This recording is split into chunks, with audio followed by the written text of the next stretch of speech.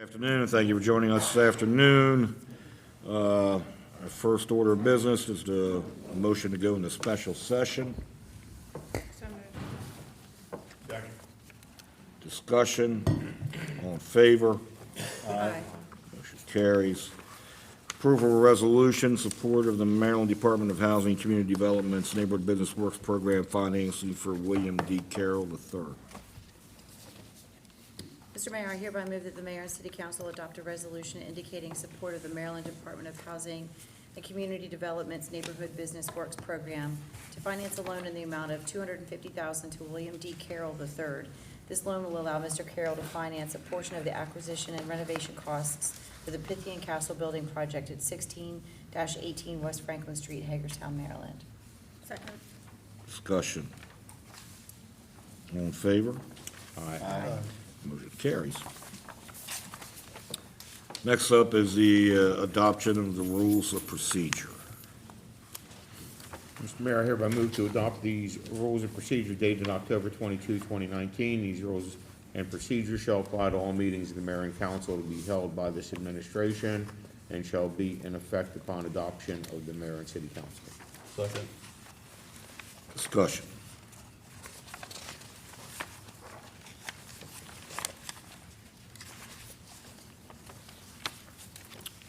Okay, all in favor? Aye. Aye. Opposed? Motion carries. And we'll move out of the special session. Next up's a work session. It begins with a proclamation for Character Counts Week. If I could get Carolyn Brooks, who, by the way, is the founder and director of Character Counts of Washington County, to please come forward.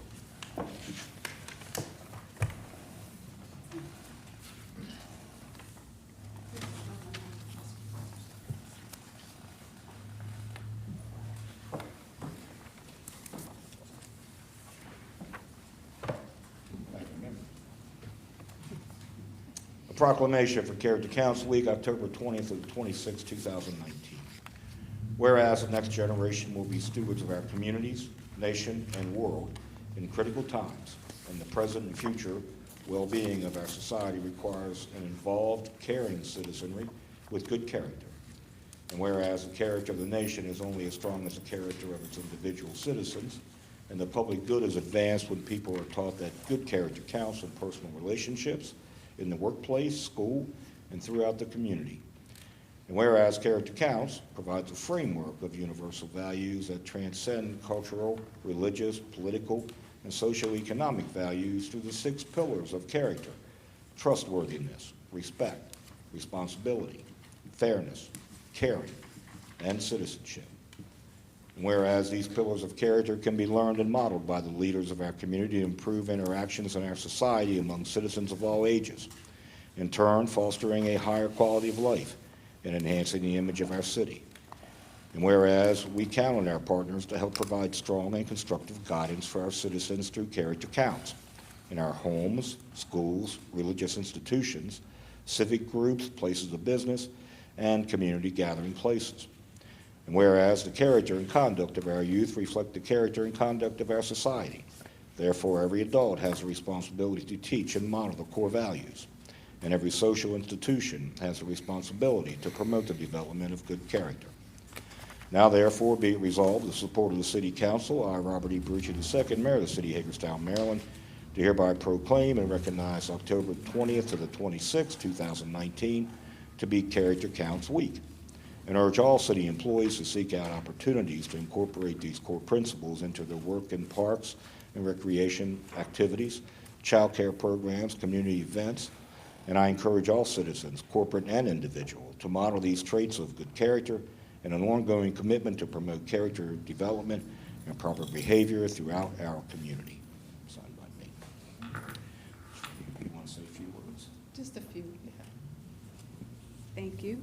Thank you for the opportunity to be an advocate once again for Character Counts. When I come in this council room, I'm always excited about seeing the pillar names on the pillars that are here. So it was meant to be, the pillars are here. We just need to be named. We thank the city for being a great partner, and we also thank the school system for being great partners. Character Counts isn't just for young people, which is a misconception on the parts of some folks. It's for the community, and we like to think about it as top-down because we model what we expect our young people to do in our community. In October, we're talking about focus on kindness, and I've got some materials to share with you. I've got a list of 40 random acts of kindness in case you can't think of something. But folks, a lot of times you don't think something as simple as a smile is an act of kindness that we don't even think, that is important to anybody, but it is. So when we leave today, if nothing else, think about doing something kind for someone else. Thank you. Eric, you want to get a picture? Yes.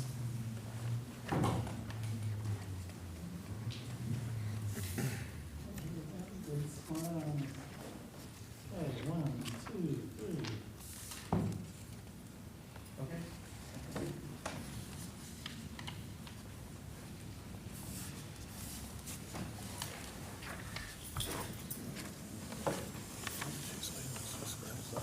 I'm sorry, what? She's leaving, she's going to Okay. All right, Hagerstown Police Department staffing update. Chief?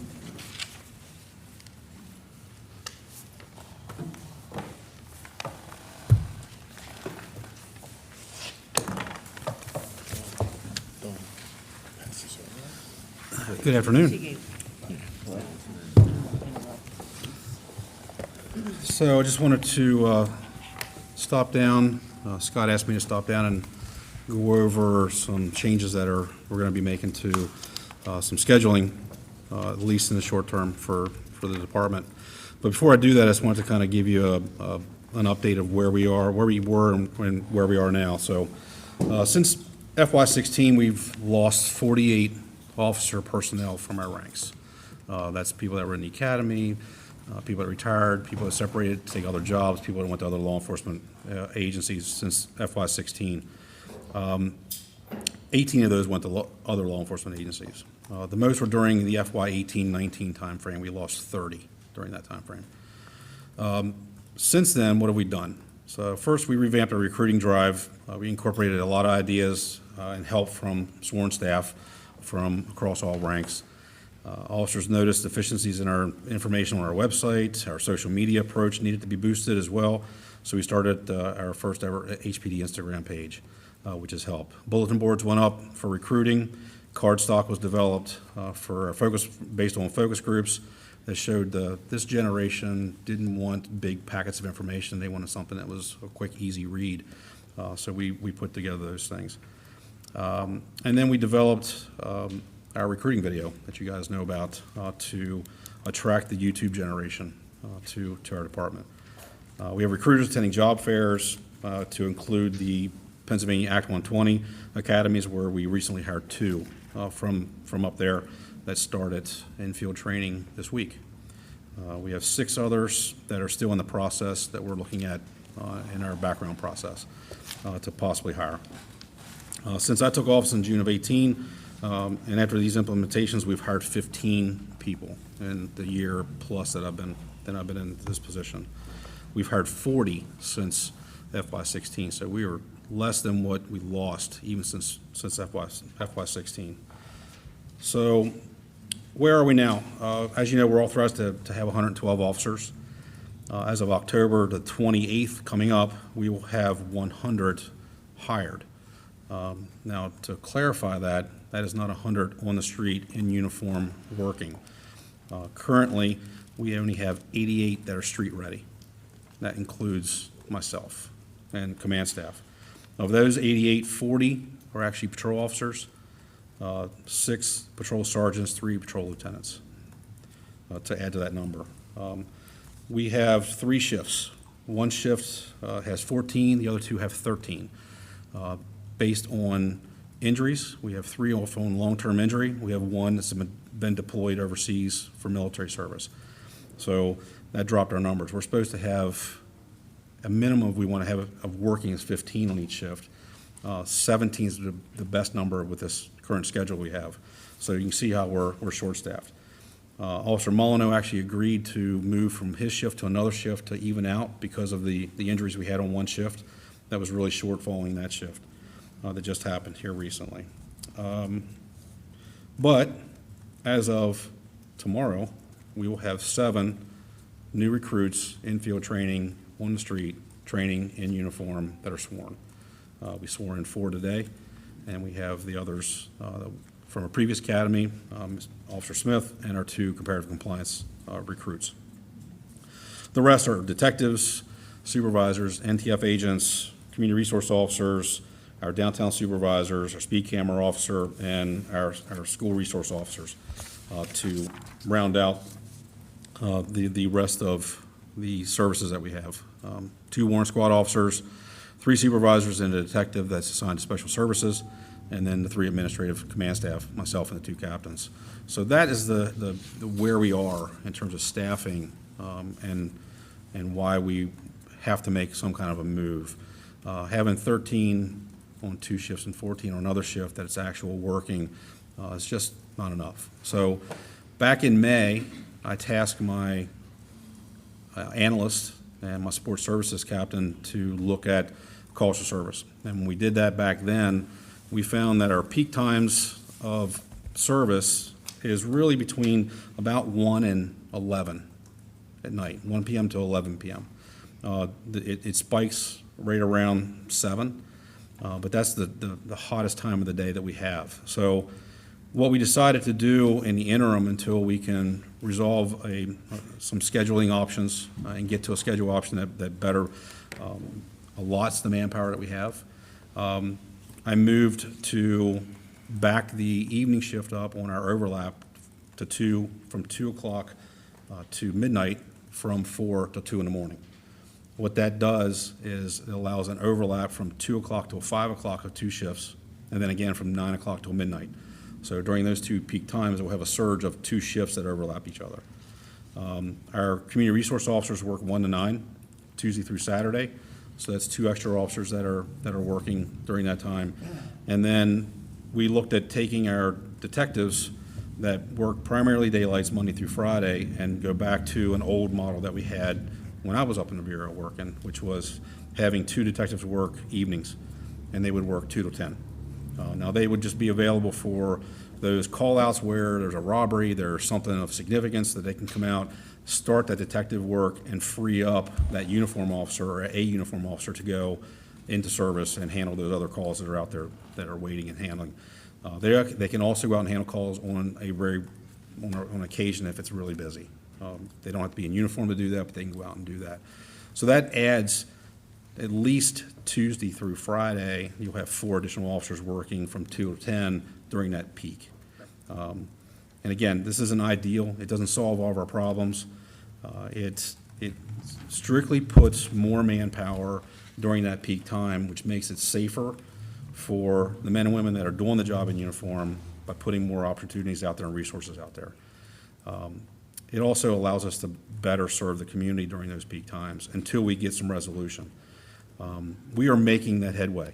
We have, I have 4 right now hired, ready for the academy, and we have 4 additional ones that we're looking to have, hopefully, through the background for this academy, hoping to have it 8 as our most on there, along with those comparative compliance recruits that we're still looking at, that we could pick up, whatever that number looks like, out of the 6 that we have there. So by spring, we'll have 7 and more officers on the street, the ones that are in field training, 1 solo patrol.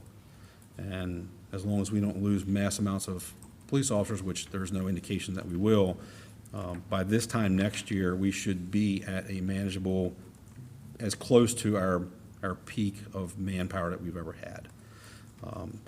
So I just wanted to give you guys an update on what we're trying to do, why we're trying to do it, and hopefully we'll provide a better service for at least the interim until we can get our manpower up to speed, or we can move to a different kind of a schedule that allows more manpower out there. And we just finished the first quarter of this fiscal year.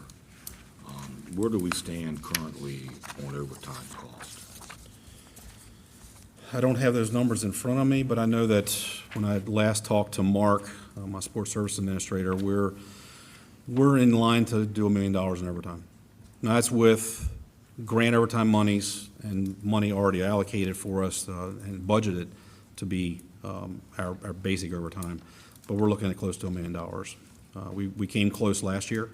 We were I want to say $970,000 in overtime. And of that, 200,000 of that, and again, don't quote me on the number, was just to get to minimum staffing on patrol. So we spent a lot more. That came out of salary savings, so it wasn't any additional money from the budget, but it still was money that, we tried to avoid. This move here will help us with that a little bit, by having any mandated overtime to get the minimum staffing. You'll have a shorter time period during that evening shift, the day shift, the evening shift. So from 5 to 9, we'd have to cover to make sure we're at minimum staffing until the double shift overlaps again. And then again, from midnight till 2 would be another time frame that we'd have to cover to get the minimum staffing. But again, doesn't solve those problems, there. But what this does for me is it tries to lessen the burden on the manpower of forcing people to work over, which worries me more than anything. We've got the salary savings to cover the overtime. That's not the issue. The issue is we're burning these guys out. Right. We're burning them out by having them work on their days off, or they're working past their shifts to cover shifts to make sure there's a minimum staffing out there that allows it to be safe and as efficient as we can make it for the community. And I will say this, as short-staffed as we've been, this community doesn't feel that, because our guys go out there and they kill it every single day. We're putting down crime. Those things are being done between the patrol guys, the investigators, the NTF agents. There's nobody better at doing what we do. They are doing the job, but I'm fearful that we're burning that candle at both ends, that someone's going to get hurt, and I don't want that. And that's my biggest concern, is that. These guys will come in and they'll work it.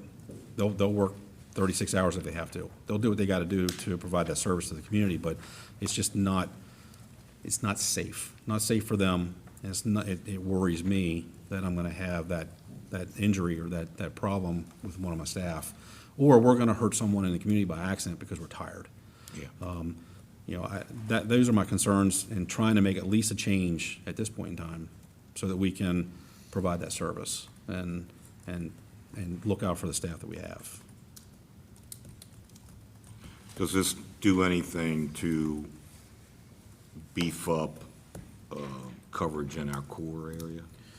It can, with the overlap shifts now from at least 2 to 5, we'll be able to push. You're going to have double shifts. You're going to have 12 guys at minimum during that time that are strictly patrol guys that are working. So we have that opportunity to migrate some moves around, and we'll put that need where it's needed at the time. And if we have nothing else going on, we'll be downtown. If we have something going on in another area of town, we'll be focusing on those areas. But yes, to answer your question in that realm, yes, it will do that. Anything else for the chief? When you noted that each of the 3 schedules now, 13, 14, and 14, of patrol manpower on at that time, and you also briefly mentioned other possible, schedules that may make that more efficient, but you said the most efficient number is 17. I'm just curious of those other scheduling options that I'm sure you've thought about and deliberated on. Is 17 still that number? In other words, if you could change the scheduling, would 17 still be your optimum number? 17 boosts patrol, but the simple answer would be no, not necessarily. Let's use an example. If I went back to a straight 8-hour, 5-day work week, and with 2 days off, that automatically puts 25% more manpower on the street without changing a single number of people we've got, based on the schedule. 25% more people are working than currently under the 10-hour schedule we have. So if you were to go from a 10-hour schedule, which we currently have, to an 8-hour schedule, 5-day a week, you would boost that number from the current 14 to 25%, maybe 19 or 20 personnel. Is that? No. What happens is the way the schedule works, the amount of manpower that would actually be here working the hours, the shift hours, would boost by 25%. Okay. So you're not changing the actual numbers. Right. So you could say that So instead of 7, you may have 9. yes, so if these numbers would stay the same and we went to an 8-hour schedule, we'd have 25% more manpower working just based on the schedule. The reason why I don't want to do 8s and 5/8 is because the employee groups that we have now, the generation of employees that we have now, really value time off. And to take that extra day off, that third day off, I feel and my staff feel would be detrimental to retaining staff. Got you. So the reason why I haven't done that is really it's that retention aspect of it. We've done those schedules before, and we know that they work. And yes, it's desirable to have 25% more manpower to go to an 8-hour schedule, but not at the cost of losing people. Right. That takes me a year and a half to replace, to get them into an academy, hired into an academy, through field training and on solo patrol. It's roughly 500 days from the time someone leaves till you replace that person. That's what we've been fighting here is trying to get staff back. And I know that the men and women at the department feel like we're never getting there, but we've got 100 people on the payroll. But again, we won't feel that difference until summer, because 6 of them are going to be going into the academy, or 8 going into this academy in November. We won't see them until next year to get out and graduate and do field training. So it's that kind of the way it works for us. It doesn't happen so quick. And even if you hire someone that's a lateral, and we've done that. We've hired Tom Rowson, was a lateral from the Sheriff's Department. He hit street with about a month, and that's great. But those opportunities just don't exist in law enforcement for the most part anymore for any of us. Yeah, it's interesting that you say that. I was listening to a discussion about this on NPR where they were talking to some of the folks from Baltimore. Everybody's obviously familiar with Baltimore, it's about an hour away, and so their sworn personnel was like 3,200. And their recruiting efforts, goals are like 1,000 a year. That's just recruiting. That doesn't mean all hires, but just getting 1,000 people. And then I think of, we're just an hour away. We're 3 large cities removed. You think of it in that terms, and you think of, if there's that suction of 1,000, that they're looking at, and we're a total force of 100, between that hour drive between the number of cities like Rockville and Gaithersburg and Frederick, not to mention the tri-state areas around us. I don't know how you make up those manpower figures and ever get ahead when you have large metropolitan areas like that creating that suction. At the same time, it's taking you 12 to 18 months to fully realize, the number of new personnel that you want to keep adding. For every 100 people that pass the test, we hire 1. That's who makes it through a background process and gets through the whole process. We hire 1 in 100. Yeah. And that's normal in our profession, not just for us, but for everyone. But it's a tough profession to get into because of the requirements that takes to get into it. Our biggest issue isn't really recruiting. We're bringing people in the door and we're getting them hired. It just takes a while to get them on the street.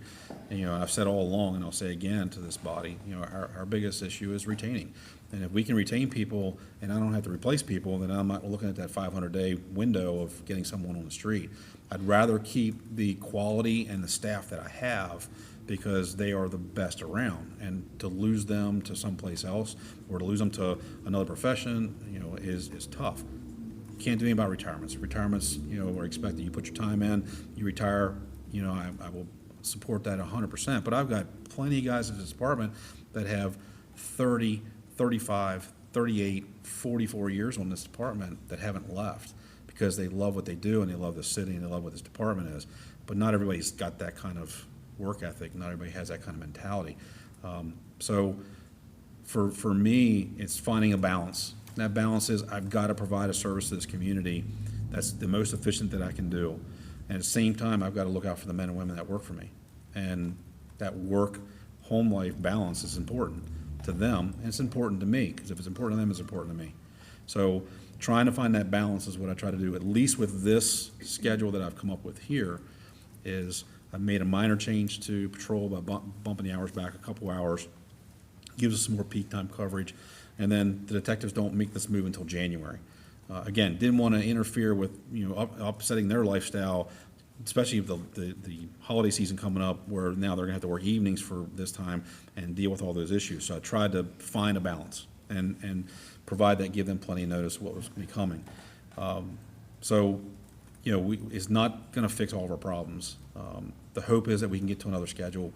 The hope is that we can get to something that's gonna provide more coverage with less people. I wanted to build a schedule that didn't require us to have 112 people. I wanted to build something that has where we are right now. And where we are right now is at 44 without these guys that are injured or on deployment. Build that on 44 so that no matter what, if we get down to this level, we know we can provide a service that's efficient and supplies that, and it's safe for the guys. So I tried to build that in with my staff so that it wasn't unattainable, so that we didn't come into another position where now we're trying to pull from one place to fill another place, because that becomes inefficient. I could easily have pulled someone from the detective bureau and minimized my bureau down to 6 guys or 4 guys, but there's an impact on the community for that. We do less investigations. We're not as efficient. And I wasn't willing to do that. I wasn't willing to do that. I can't pull from the SROs. They're paid for by the Board of Ed, 100%. And that's mandated by a state law now to have school resource officers. My CROs, the 2 that I have, every one of my staff members said, do not pull them, because that's been a value in this community, in those areas that they work, that is, we can't pull them away. I mean, my investigators use them, everyone uses them for community outreach, you name it, they're there. My NTF agents, mandated by an MOU with the Sheriff's Department and State Attorney's Office on how many we have out there. And there's a need to deal with that drug side of that. So I'm limited in my manpower in terms of the resources that are allocated outside of that. We are running the best we can with what we've got, and these guys are doing great work every single day, working under these conditions for a couple years now. This is not a new phenomenon for us. It's getting better, but this is not new. And they're just getting burned out. And I'm trying to serve that as best I can. So I just wanted you guys to understand where we were, and as Scott asked me to do, so that you knew what we were trying to do. And that, yes, it's not perfect. And yes, there are issues that we want to address. And I think we do well with what we've got. We don't have the manpower to do the other things that we'd like to do. And that is the preventive stuff, being in downtown a little bit more, providing that comfort to business owners and customers and patrons of the city coming in downtown. But I have officers downtown that are doing that. My command staff is coming down more to walk around downtown, to be more visible. We're trying to think differently and use our staff differently than we've ever done before, for those purposes. So that's where we are. And This may not be the perfect shift that you're putting together here, the perfect schedule, but you probably have one waiting in the wings that'll definitely make a difference too. we've had some options. The union came to me shortly after I took over and asked me to look at some schedule opportunities, some schedule changes. And so I put together a committee. That committee consisted of patrol officers and patrol supervisors. I didn't put any specialized unit people on that committee because it was dealing with a schedule that would affect patrol. And for about a year, they met once a month, and they struggled to come up with a schedule, because the reality is no schedule is a perfect schedule, and a schedule is going to not make somebody happy that's got to work that schedule. And I think they saw that and they realized that. And I applaud them for the work that they've done and what they did. And so we presented a schedule back to them to look at. That they've looked at that, and we are looking at a schedule. And we think we have one that is doable, and we hope to get there soon. But that's not where we are today. So until we can get to that point, I couldn't wait to go any further. We've been tossing this concern around for quite some time, and it came to the point for me that I went to my staff and said, we need to do something, and we need to do something sooner rather than later. And so my command staff and I met, and we tossed around a lot of ideas. And they come up with some ideas, some of which were implemented into this, some of which I made some modifications to because of my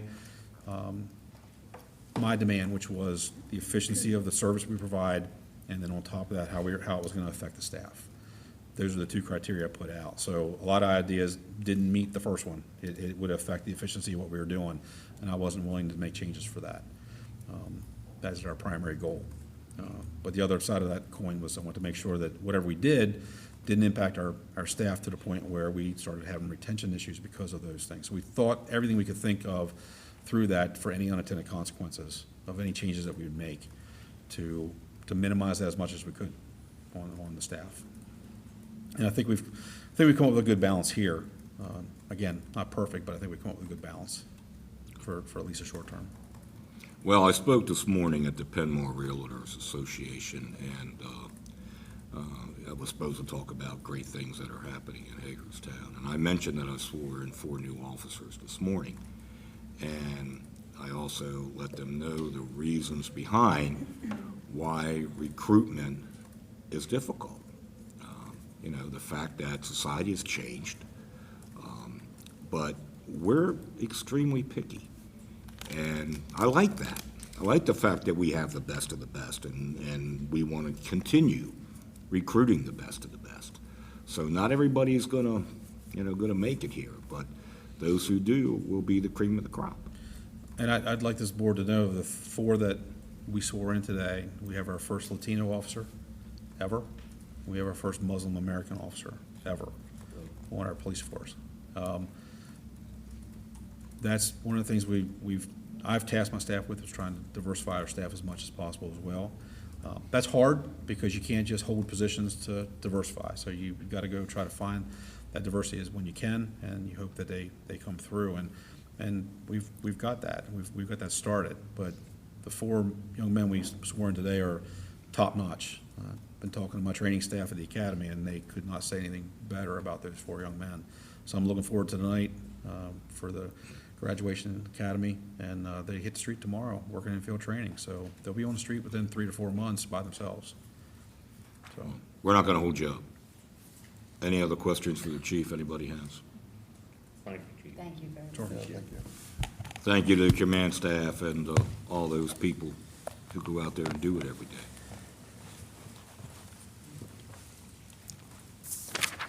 All right, next up, discussion of legislative priorities for the 2020 session. Who's leading that discussion? I can start it off. Like you. I can start it off. I just got back today from Maryland Municipal League Fall Conference. The league voted for 2 major legislative initiatives. One would be the restoration of highway user revenues to 100%. And that would be a permanent restoration. Right now, it's at 85%, so that's going to be one of their legislative priorities. The second one is to allow for local municipalities to have authority over the placement and logistics of 5G small cell units on municipal assets. Right now, the FCC has put down some guidelines that make it very difficult for a municipality to have control over its own assets when a company wants to come in and place 5G units on mainly light poles or power poles in our particular case. So that is the second legislative priority that MML had. There are several others, and I'll get that listing out to you of what the league has put forward as kind of secondary priorities. But those were the main 2. And then for the local effort, I think we need, Delegate Quarterman is here. Yeah, that's what I'm going with. Yeah, I think, Delegate, you want to come up? some various ideas that you all may have. One of those would be, and Paul and staff and I have talked about the Edgemont Reservoir, working to, and we have had, whether the delegate has had some influence on this or not, we have had some good news as was communicated from MDE. I think Nancy can correct me on that, as far as money goes, that we weren't going to get. Now we are getting some of it for the Edgemont Reservoir. So if you'd like to take credit for that, Delegate Corderman, go right ahead. We'll take it. Good job. Good job, Paul.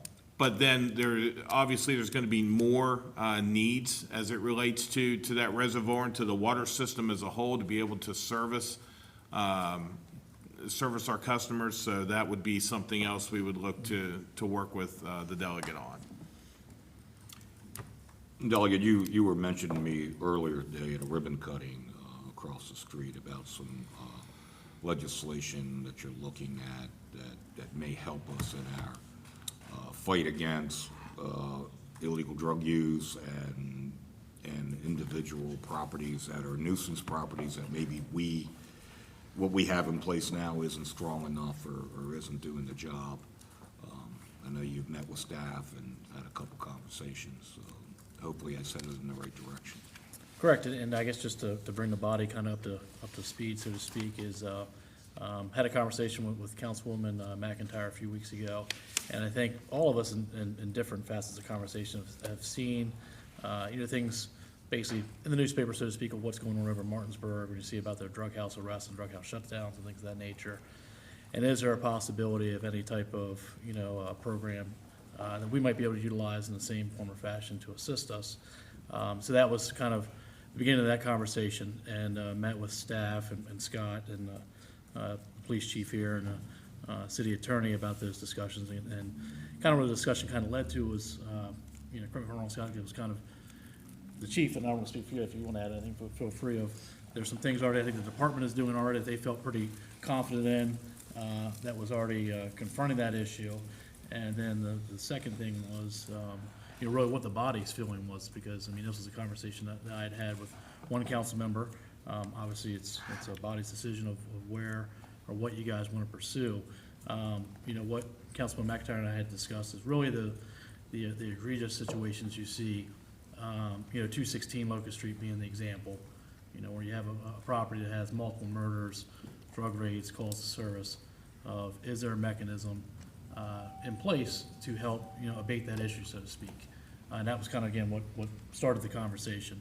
But at the end of the day, I'm here to support and help you guys, whatever direction you want to go in, and I'd be more than happy to pursue that matter, but would need some direction also of what is the feeling, at the table, so to speak, and then kind of go from there. So I don't know if you wanted to add any of that from that particular conversation we had. Yeah, and what we talked about is that the state of Maryland has currently a mechanism, which is the nuisance abatement law, and our state's attorney's office was the prosecuting office for that.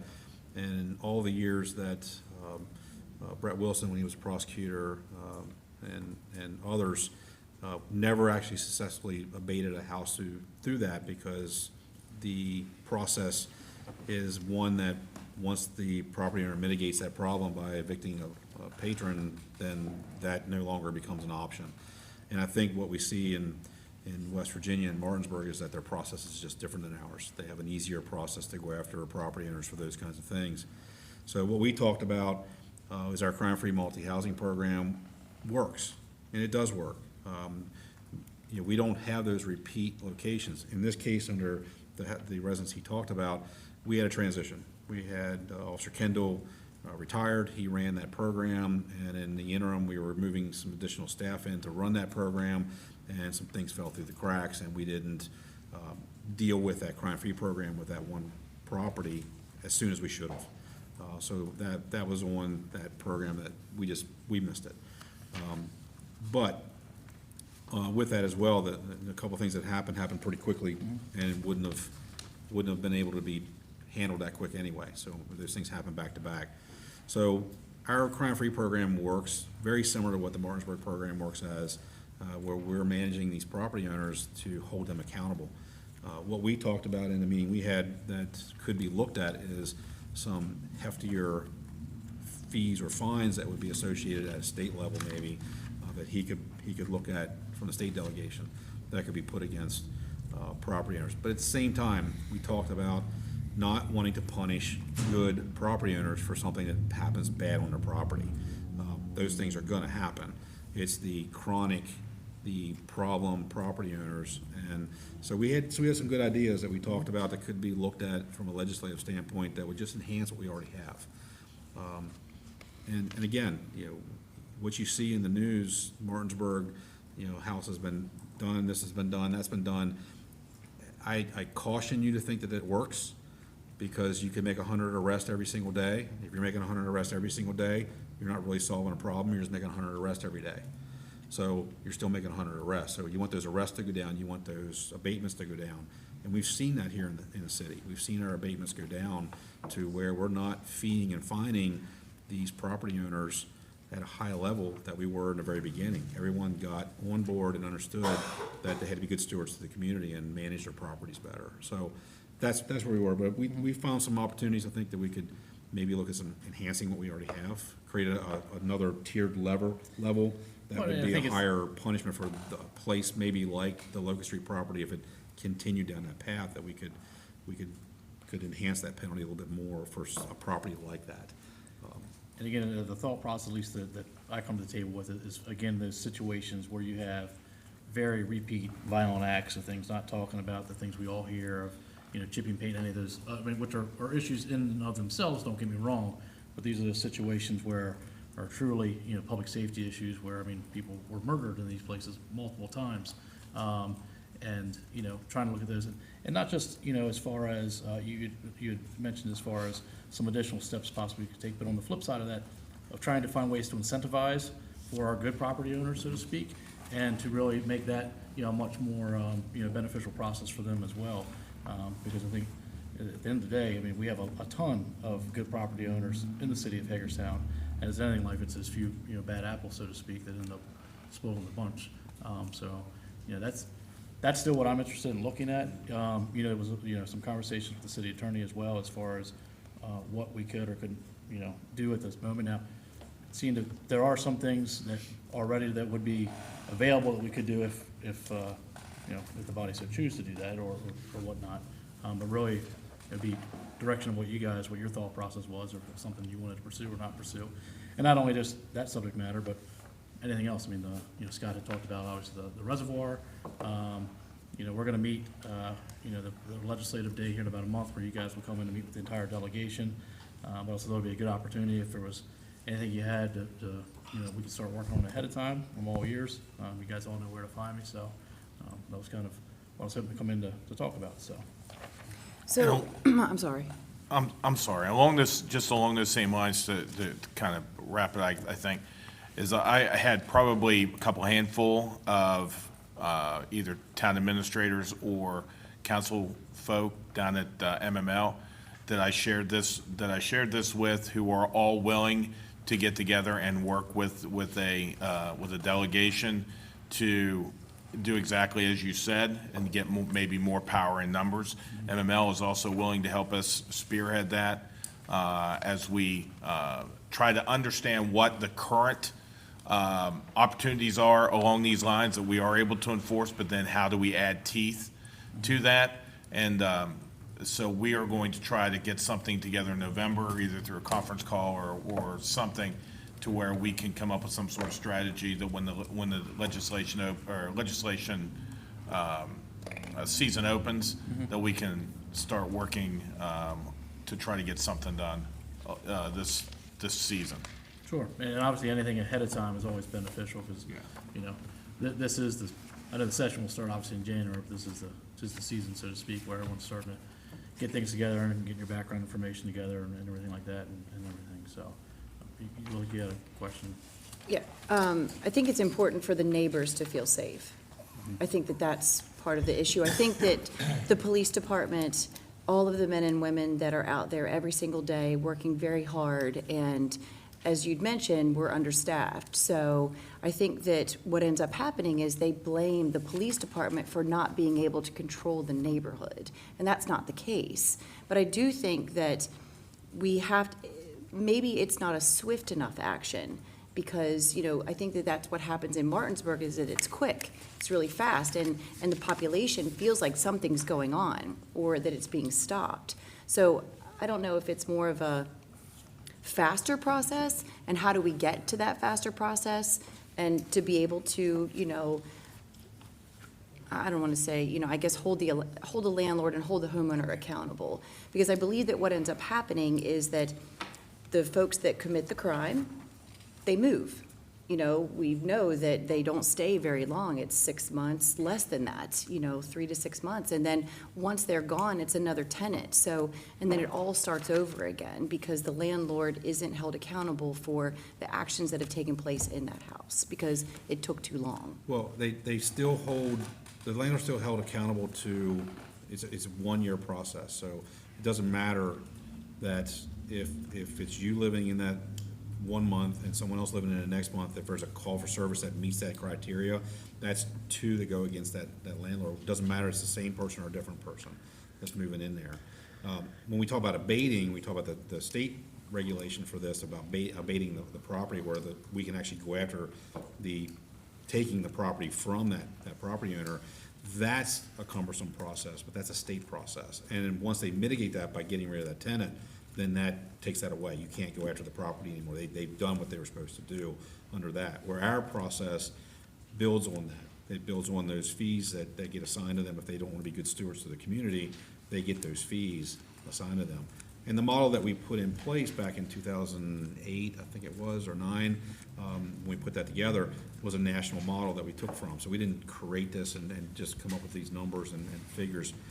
We looked at what was already in place out in Indiana, where things started, and saw what worked and tried and true there. So we made big, and I agree with you. I think from a person that's living in that neighborhood, they feel it differently than what we see it from a global perspective.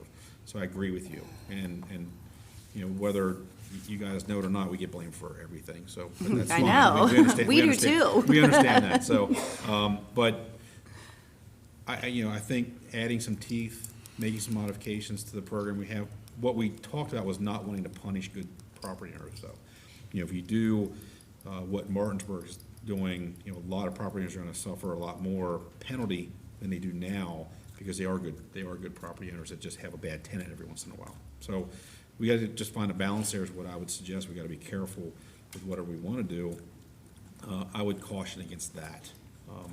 You know, we had a lot of pushback when we first implemented this program from property owners and landlords that thought that no one was gonna invest in Hagerstown because of this, and that's not been true.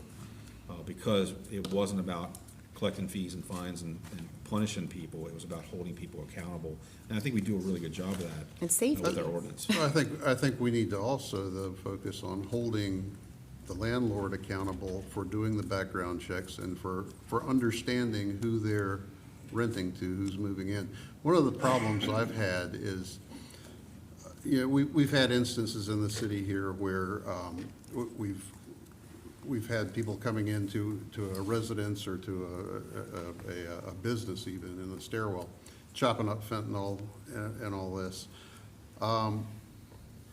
You know, there's all kinds of documented cases about how dangerous this is. And if you allow somebody to come in and do that in a residence, and then, as you say, the tenant is gone in a couple of months, and then the next tenant comes in with small children, and they're crawling around on the floor where this stuff's been chopped up.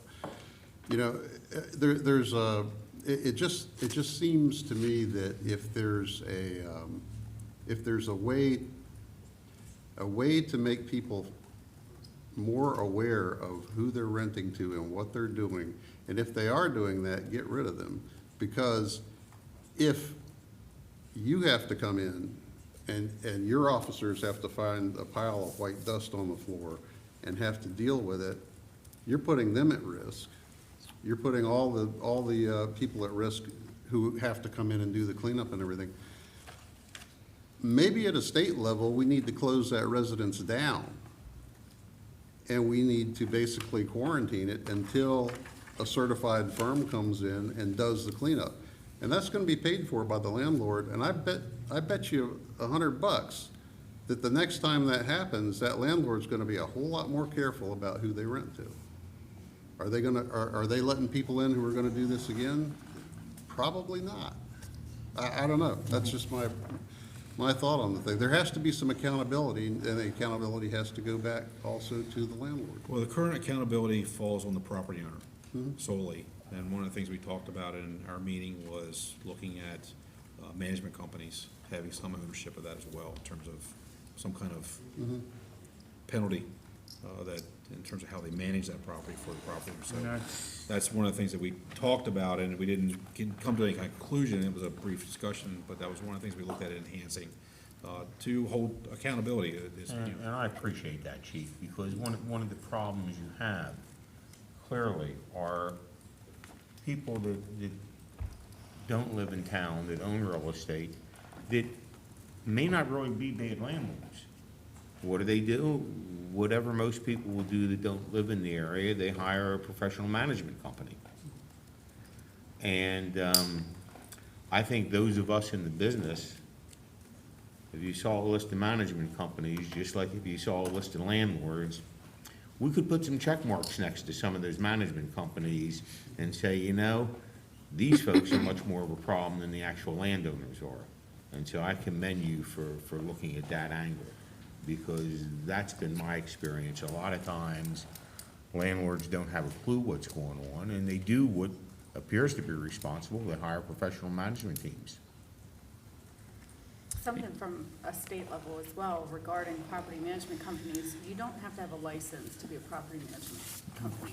And that has always been mind-blowing to me. You have to have a license to cut hair, you have to have a license to paint fingernails, but you don't have to have a license to be a property management company. So I know something that was a couple years ago, the real estate groups were really pushing toward. I don't know whatever happened there, but you would think something that's so important, because people are hiring you to manage their properties, that there would have to be some sort of licensing requirement, and not why- just a free-for-all. Why don't you have the ability to trust the fact that if they are a bona fide licensed property management company, that you're going to get a certain level Right.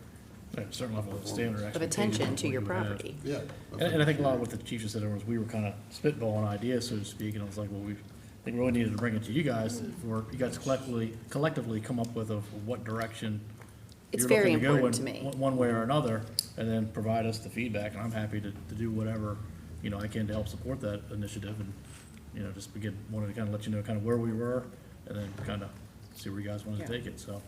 It's very important to me. I sincerely believe that we get complaints and we hear that, you know, what's being done, you know, there's all this crime in my neighborhood, you know, these drug houses and such like that. So whatever we can do, and again, I think that you and your staff and the police officers that are out there, I think, I've been on police rides, I've seen it. They're doing every single thing that they can. But I do think that there needs to be just another layer that we can help you do your job too.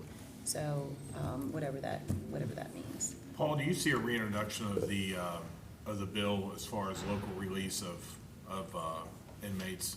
Oh, absolutely.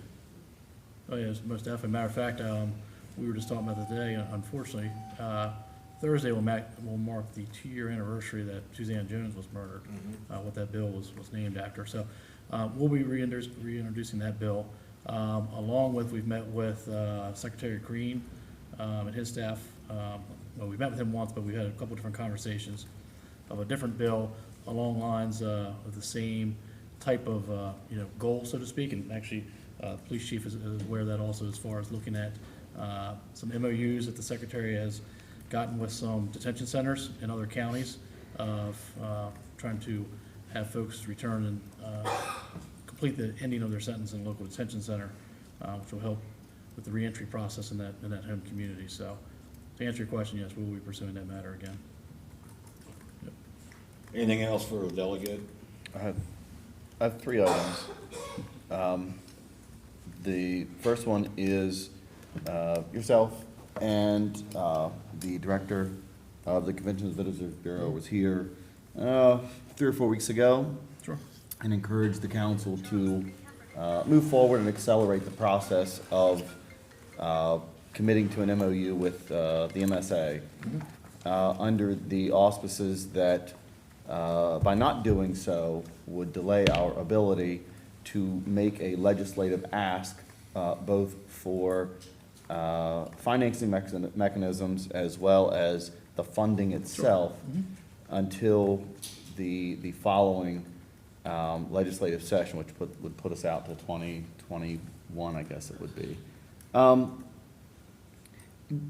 Because this body moved forward with the MSA's MOU at that accelerated pace, at your encouragement, would, and now we've identified that as obviously a priority for the city,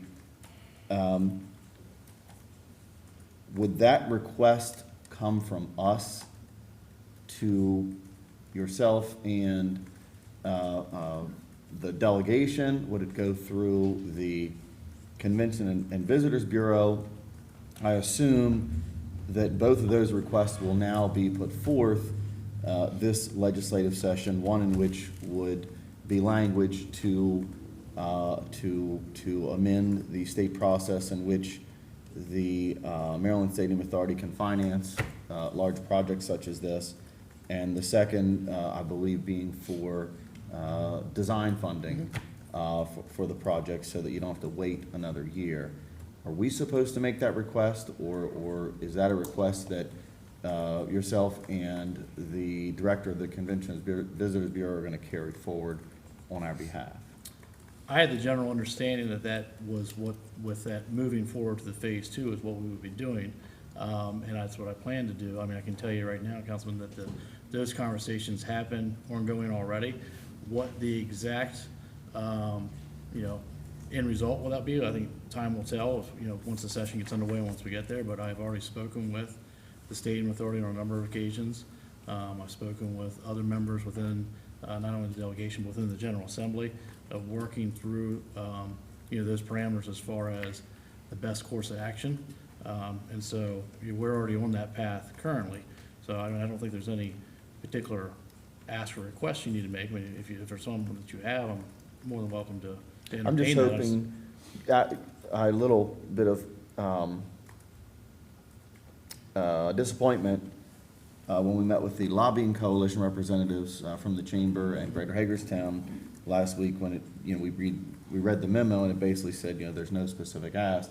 Clearly, several weeks before, we had what I thought was a fairly definitive conversation that there would be specific asks, and that was the impetus upon which we were moving forward. I'm just hoping that as the legislative session gets underway, at some point during that process, we'll see that there is both some type of ask of legislative language adjustment with the MSA, as well as some type of financial ask associated with the project. I guess that's where I'm Sure. looking for. No, I understand. The MSA stuff, I mean, that's, like I said, it's an ongoing conversation now. As far as, design stuff, I mean, I will obviously let you guys know how that plays out here. Anything, related to that wouldn't be a legislative action per se. I mean, that's when you're looking as far as trying to get, things in the capital budget. So you won't see any particular piece of legislation on that particular question.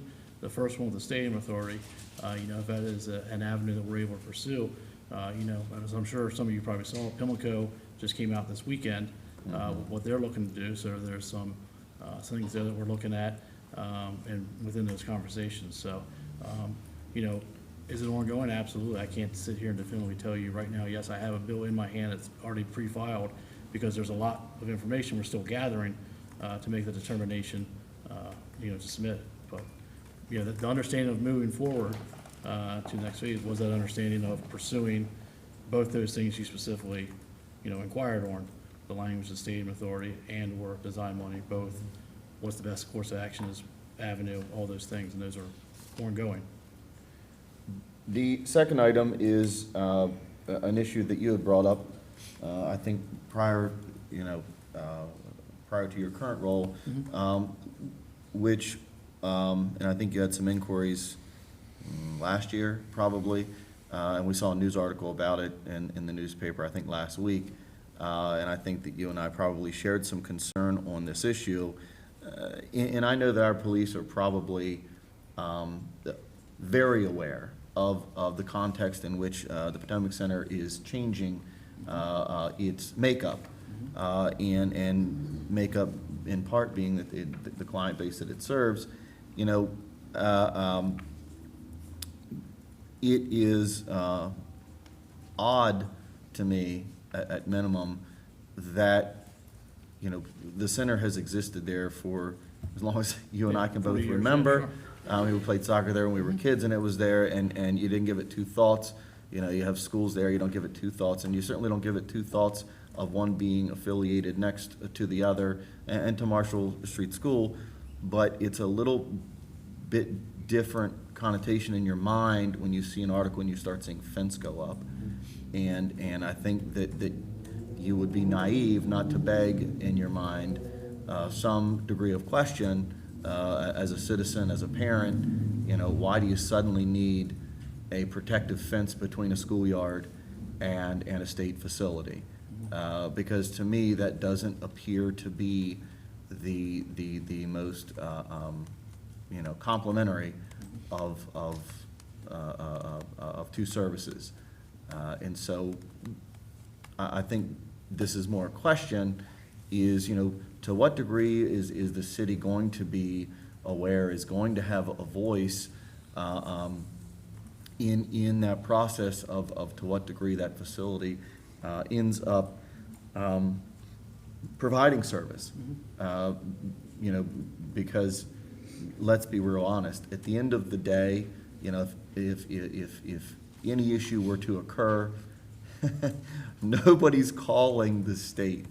Nobody's even calling, you know, the state delegation's office. They're calling their city representatives. And frankly, and I think you probably felt a little this way when we had this conversation long ago, we feel a bit in the dark, you know, of the whole thing, except, you know, like every other citizen, we simply pick up a paper and we read that you're getting a big fence that separates the two in the hopes that nothing bad happens. And that, to me, just doesn't give me a warm and fuzzy feeling as a citizen of the city of Hagerstown, either in terms of real or perceived danger, or that governmental bodies are making the best decisions on behalf of the folks they serve. And so that's more a question of that item, and if we could get any information, you know, as that unfolds, I think that's important.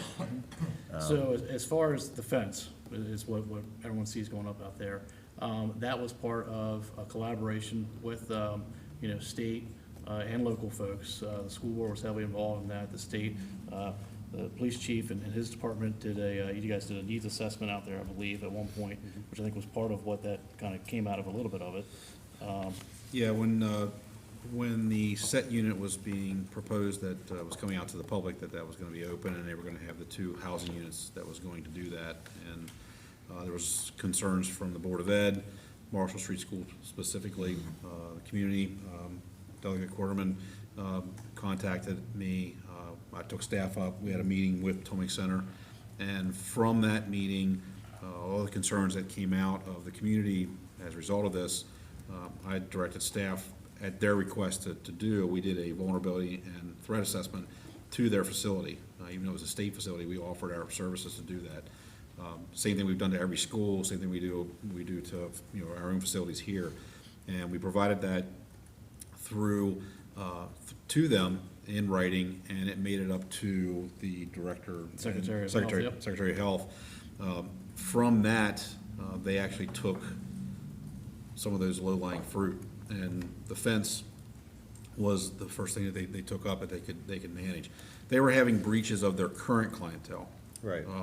That would breach into the Marshall Street School area, and that was causing some great concerns to them, obviously. And so by putting up this wrought iron fence mitigates that to a point where it manages it a little easier for their staff to, you know, if someone takes off running, you know, they're gonna breach that invisible divide between Potomac Center and Marshall Street. So this fence slows that down or stops it. And that was the whole goal behind that, but also to do it in a way that didn't look like a prison, that it wasn't, chain link fence and barbed wire. It's a wrought iron fence that's pleasant to look at and nice. They also did some additional lighting and some other things that we've suggested to them. We actually went up and looked at their new facilities that's gonna hold the set unit, people just to see, and met with their police staff, a lot of who are retired HPD police officers that work up there now. So we've been in collaboration and working with them, even though it's a state facility.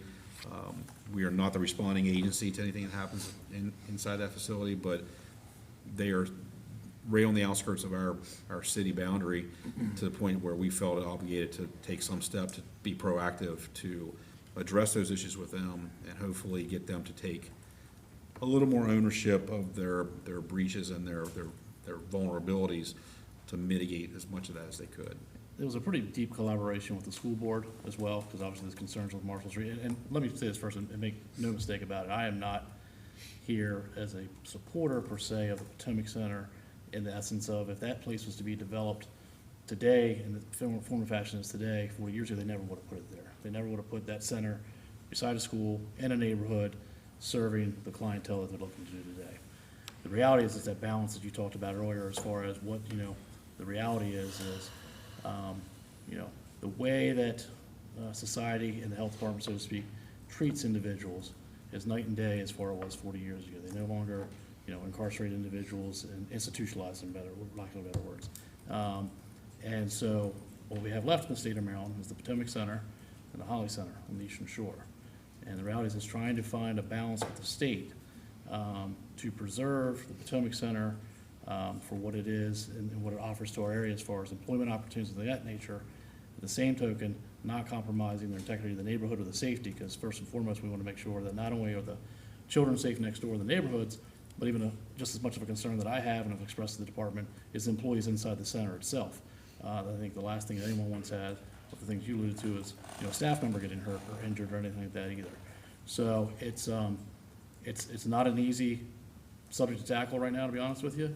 And it's really trying to find that balance of collaboration of how can the facility still exist in the capacity to afford those opportunities for employment. Because what I find very interesting when you meet with the staff of the Potomac Center, they are fully supportive of moving the SET program because they see it as employment opportunities. However, I have a big concern with that because I'm looking on the outside as far as the things I think that you're concerned with also, of things we just talked about, as the neighborhood impacts the schools, and then the welfare of themselves. So hopefully a little background of kind of where the fence evolved. There was also some questions as far as with some grant funding that the center had received federally before, that they weren't able to enclose it with any type of perimeter fencing, and that has changed in recent years from a federal level, which now allowed them to do that. So I think regardless of the set moving there or not moving there, that fence probably would be coming up at some point, just because there was a change in those federal guidelines that still allowed them the grant opportunities that they have. But that's still an ongoing issue. I can tell you, I'm meeting with SEAC this week, which is the parent group of the special education that needs children, and have another meeting here next week with Potomac Center, some of the parents, our senator, and some other people. So it's still a big concern of mine, and I welcome you, to be involved in those conversations, because I think it's a situation that, we still need to keep an eye on. So What's your last answer some of it. So the last thing is a very simple mathematical issue. Obviously, the city has established a growth area, and that growth area is predicated upon the state indicating to this jurisdiction, just like it does all jurisdictions, that you have so much water and sewer to use. And so we've established an area that we say, look, if we use all this, what you're telling us, we'll exhaust it all.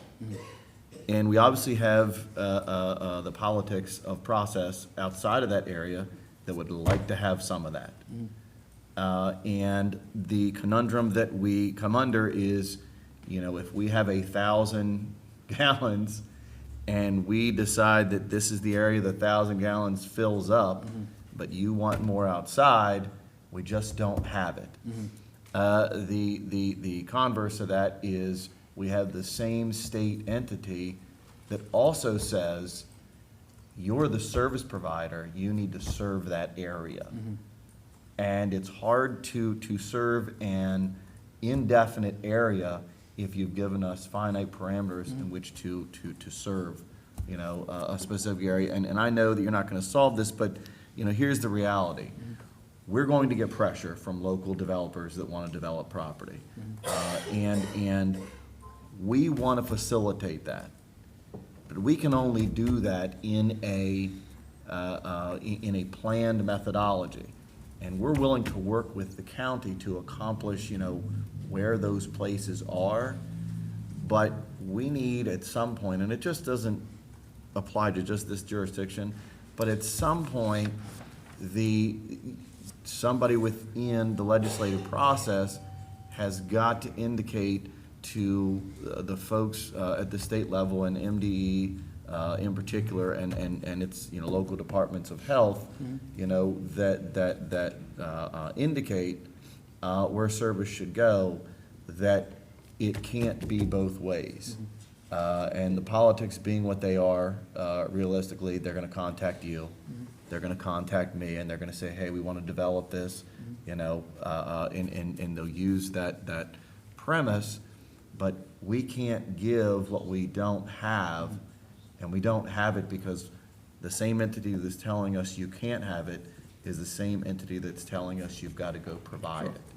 And at some point, somebody give, yeah. has to make sense of that, and I keep saying, local jurisdictions, municipalities must be given equal consideration to develop water and sewer master plans, just like the state has directed that counties do at this point. Because the counties cannot be the purveyors, the sole purveyors of water and sewer master plans, when almost all the water and sewer in this state is owned, operated, and distributed by municipalities. Right. It just can't work that way. And so, any conversation you have with your colleagues downstate to that effect, I know, and Scott brought up some other MML issues earlier, that's a huge issue that I think municipalities feel No, I welcome that under the conversation, thumb of. because I'm with you 100% as far as you have to have, you're contradicting yourself right now, as far as what the policies are, so I'm more than happy to look into that. And we know that you're working with the health department currently on water issues around the airport arena out there when it comes to wells and things like that. And I think that's the area I think the councilman's primarily It is. talking about. That's the one that seems to come up a lot of I'm times. happy to define areas, Right. but we can't have them defined for us and be told at the same time. Oh, yeah. we And that don't goes have back enough to do your it. overall conversation of local control and things like that. Like Scott had talked about with MML and the cell phone things and, you know, across the board, if you want to be able to make those decisions locally where it impacts you locally and you have a better understanding usually than, you know, somebody sitting 100 miles away. Yeah. So, Anything else for Paul? but anyways, you guys know where to find me. I will Yep. see you all in November. If there's anything else in the meantime, please feel free to reach out. Thanks for having me. Thank you. Thank you. Thank you, Mr. Delegate. All right, next up is preliminary agenda, and we're gonna blow through this, so pay attention. If you have any questions, please stop me. You'll notice that, we'll have the call to order, invocation, pledge to the flag, we'll have announcements. We'll actually, be operating under the rules procedure adopted today. Proclamations, we'll have guests. We have citizen comments that pertain to agenda items on for that evening. Then we'll have mayor, or no, we won't. We'll have the citizen comments pertaining to the agenda items. Then we'll have the approval of minutes, then we'll have the consent agenda. Just for those out there who are not quite clear, we will have general citizen comments, administrators' comments, and mayor and council comments at the end of the meeting, so you'll still have the opportunity. So under consent agenda, under minutes, we'll adopt the minutes from September 10th, 17th, and the 24th. On the consent agenda, we have the Department of Community Economic Development, Community Development Block Grant Consultant Services for Consolidated Plan 2020 to 2024, Urban Design Ventures LLC out of Homestead, Pennsylvania, for $46,000. Then under Fire Department, we have the 2020 Police Interceptor Utility Vehicle from Keystone Ford for $52,729.91. Under the Department of Information Technology and Support Services, Building Block Software Purchase, Installation, and Migration, Opportunity Space, Inc., out of Boston for $12,000. We have the Munis Transparency Module Annual Maintenance Agreement Renewal, Tyler Technologies Incorporated out of Dallas, $11,669.90. Department of Planning and Code Administration, Snow and Ice Abatement Contract is with Botanica, Inc., out of Boonesboro, Maryland, and it's a variable number. The Police Department, we have a Sinocrete Late Fuming Chamber. Okay, What was that again? yeah. I'm not even gonna try it, for $17,055.91. And then the monthly speed red light camera charges for the American Traffic Solution, Inc., for $130,000. That may be taken off next week, and then we may leave it on there, and we'll see what transpires this week. Under the Department of Public Works, we have Balk Road Salt, Morton Salt, Chicago, Illinois, $61.80 a ton. Under Utilities Department, we have light substation class vacuum reclosers, Eaton Power System Division out of Wisconsin, $52,815.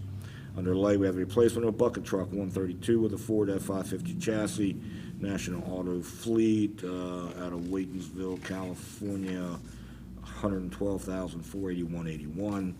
Under wastewater collection system rehabilitation, Phase 1A additional work, Mr. Rehab LLC, Mechanicsburg, PA, $361,886.36. Underwater, we have a change order request for Hazen and Sawyer out of Baltimore, $55,158. Underwater, we have the annual software support and service agreement at Wilson Plants for SCADA, ABB Incorporated out of Ohio, $67,100. There's no unfinished business, isn't that fantastic? Under new business, approval resolution naming intersections of Vazel Boulevard. We have the approval resolution, opioid litigation, approval resolution, Thomas Kennedy Park artwork donation agreement, approval of City Center holiday parking program, the approval of the Water Department position, the approval of fiscal year 20 coalition. Bless you. Let's try to get that out. And again, then we'll have the citizen comments, administrators' comments, and mayor and council comments, and then we'll adjourn. Any questions? Fantastic. All right, moving right along. We have the fiscal year 21 preliminary budget for general fund agency contributions. Michelle and Jennifer, or just Michelle. Hello. Hard to believe it's already October and I'm here talking about budget, right? We've missed you. Sure. We're in the midst right now of finishing up our fiscal year 19 audit and working on our CAFR and our UFR. So otherwise Jennifer would be here as well. So with the general fund, we have a general fund agency contribution policy. And the policy, I attached it in the packet and in the memo. It just states that each October, we're going to come back, we're going to regroup, and we're going to take a look.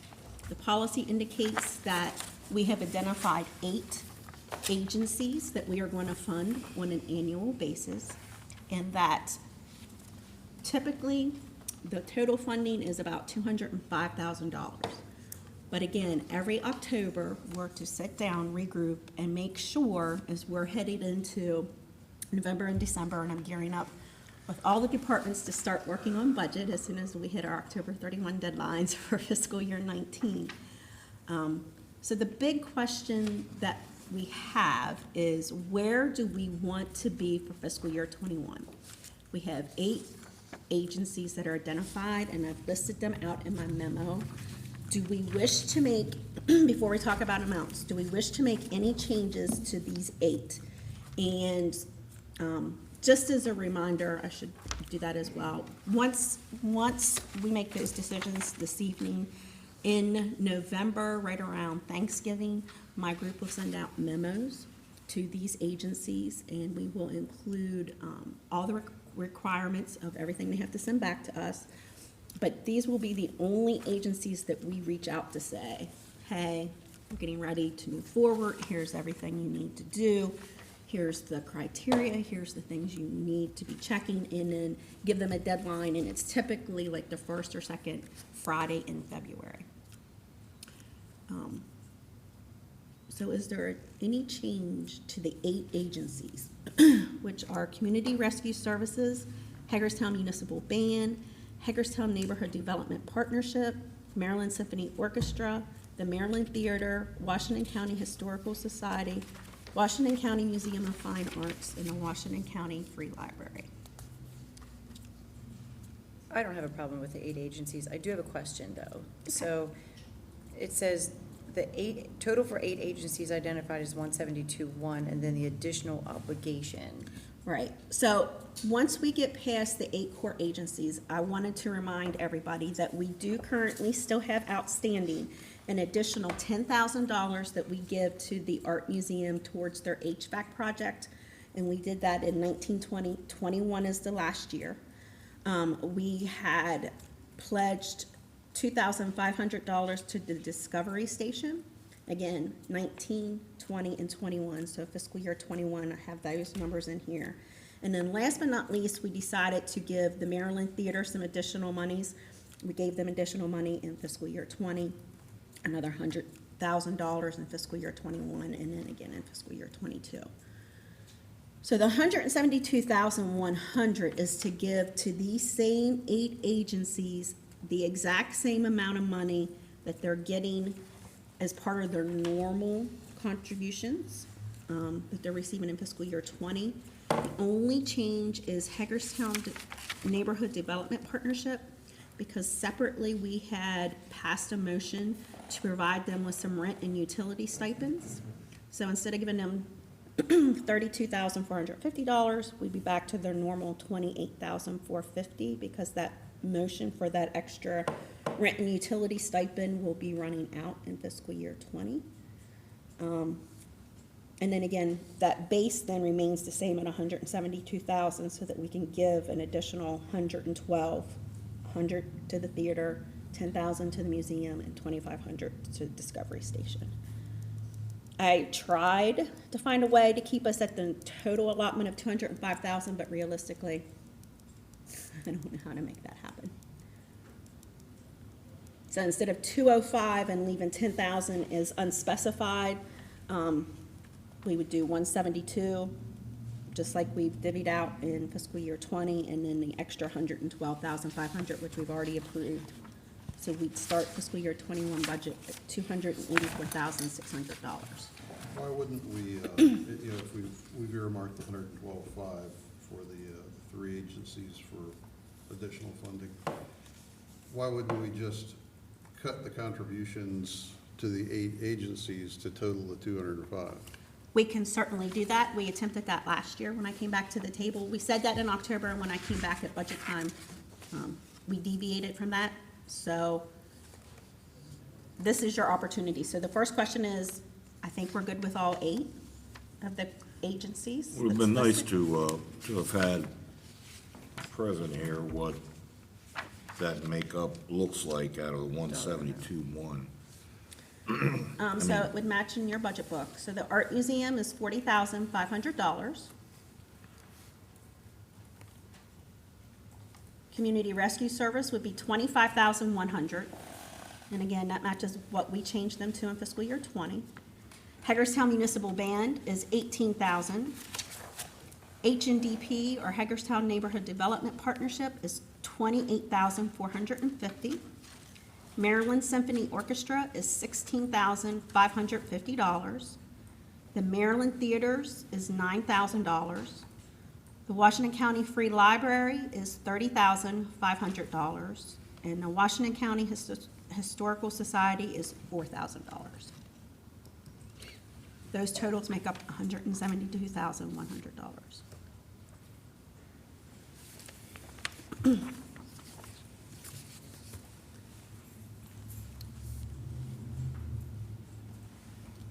And again, this evening is all about deciding if these 8 agencies are the one you want me to reach out to, and just giving me an overview right now, a big lump number. Is it gonna be 284,600, or do you want me to start at 205, like the policy says? Or some other number that you have decided?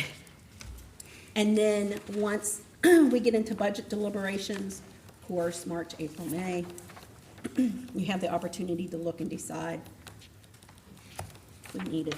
I Do it in would some other manner. say my opinion is let's go with the 205,000. And if we made an additional guarantee of 112,500, then we have 92.5 to work with.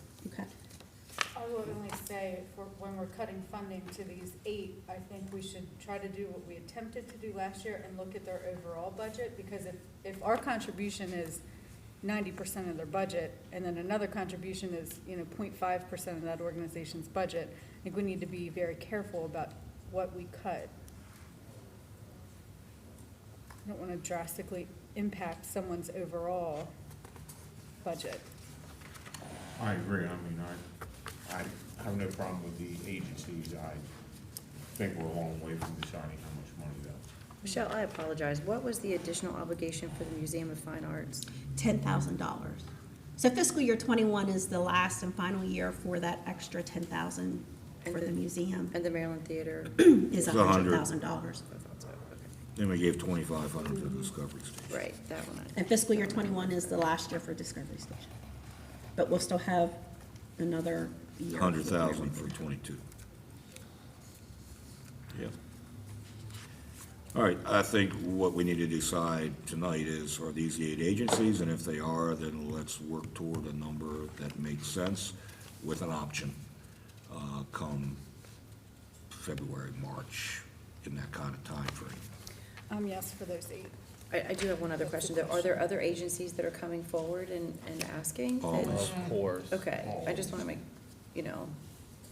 And, because that's a concern, and when the policy was first done and adopted, it was done so that, I think everybody kind of sat, and it took quite a while and several meetings to get to these 8 Core agencies. So we had a $10,000 contingency if somebody popped up with a need. And that's what was the amount that was put into the policy, yes. But realistically, if we start with 205, based on 112,500 in additional You're not- you don't have commitments, the 10. you're not, I'm not gonna be able to do that. And February would not be the good month to tell me what you want that amount to be, because by February I've already balanced. But again, changes could be made after that. Right, which we have in the past, right? But then we're indicating those changes to those entities. When we send the memo out, we send a memo that just says, we're ready to start our fiscal year '21 budget. We're looking at still giving funding, but we do not guarantee any funding. So that's the memo. They get that in November. They send back to us, like I said, like the first or second Friday in January. And then we do not send out a follow-up memo to anybody until after the budget is approved. Once the budget is approved, then we send out a memo that says, okay, you've been approved for the following fiscal year, and here's the dollar amount that you're going to receive, so that they get it in advance of July. Most of them know that our budget is available March 31st to see what we've proposed as well. I actually think the food bank was in here just a couple weeks ago, so that's a very good example. Council member that's not on his listing of 8. Well, I guess that's the thing, I know that this is the 8 agencies that were decided on, but if you look at it, it's like there's 1, 2, 3, like, musical arts, it's kind of like one category. Do you Right. know what I mean? Where it's not diversified very well in, do you know what I mean? If the food bank is definitely in need too. But I agree with Emily to make sure that we're not gonna cut these agencies' budgets and, Well, we'll know come November. yeah. Okay. Well, just a couple of comments. First, I think we're spending a lot of thought on $200 and some odd $1,000 in a $29 million general fund budget. That said, I think we could get to 250 without any problem and without any huge impact. So me, the magic number's 250. You know, I think if we can't find the other 45, then we probably shouldn't be, you know, in the business of putting budgets together. And as it applies to the agencies, you know, there are 600-plus nonprofits in Washington County. When we deliberated on these, we deliberated in a manner to say, is this something, two things, is this something we would likely do if it didn't exist within the city? Is this a service we would likely consider providing, you know, within the city if it didn't? So like the library, you know, the Maryland Theater, things like that. And the second was, you know, what is the direct value add? In other words, sort of what direct, I don't know what the right word is. Return. Yeah, that we have with the entity. So like the Hagerstown Municipal Band, you know what I mean? For the duration they provided the service to the degree that they do, I mean, I would look at that and say, no, I mean, there's, you know, that isn't, I wouldn't put another entity that sort of starts up and operates in a unilateral, objective fashion to do something else over that, because that's something that we've sort of self-created. And I look at these as those sort of, you know, types of entities. And maybe there's others out there, but I can tell you that the list we started with just had it was probably 3 times this number, and they were I can nebulous imagine. entities that came in over different, you know, years and got some and didn't get some, or got put in and then just got it forever, where it's like, why are we, you know, Yeah. and why are we we the said- funding source for that entity? And we would literally spend as much time on $50,000, $10,000 item, spend 45 minutes discussing it. And so we pared it down to things that seemed fundamental. And, you know, we have a relationship with some of them, like the Museum of Fine Arts, which is a commitment that dates back from the beginning of the museum. Obviously, the municipal band is the same. And I think if you look at things like the theater and the symphony, they're self-evident. Yeah. But the answer is, yeah, there's a million other ones out there, and decisions have to be made. Are we gonna do this every year, or are we gonna finally sit down and make a decision, which are the core ones we wanna That do? we have the most direct relationship Right. with. So me, the number's 250, if that's what you're asking. And the reality of what would happen was April and May, sitting here on Tuesday evenings, we would spend 2-3 weeks in discussing nothing but agency contributions. And again, for such a small part of the budget. So we attempted to put this policy in place and have everything occur like in October, just at a higher level, so that it, So we Didn't get spent so 284,600 last year, this current year. I'm sorry, We spent 284,600. that's what I was proposing. If we leave everybody's base the same as fiscal year We 20. were last year, right? Plus the extra for Plus fiscal the year additional 21. that but we gave some additional this current year. We did about $240-some thousand. So this again would be another 42,000 above that. My number's 284,600. But we can shoot for 250. Okay, so we're Does that good. make sense?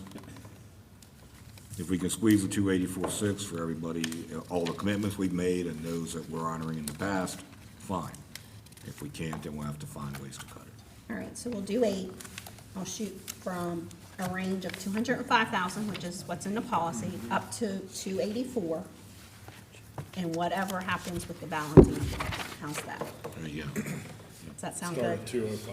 We'll spin the wheel and see, we'll just Two- put those 205 to entities up there. 284. spin it. 205 to 280. As our council member says, if I can't find that, then there's, you better find somebody else. Thank you, Michelle. Thank you, guys. All right,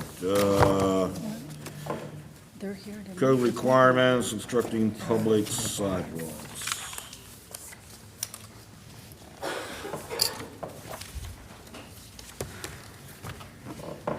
Good afternoon. We are here because the mayor has requested this item be put up for discussion with the council, whether to continue with the code's requirement that the entire sidewalk must be kept clear of shrubs, hedges, weeds, et cetera, or whether it should be amended to only require a minimum required to be ADA compliant.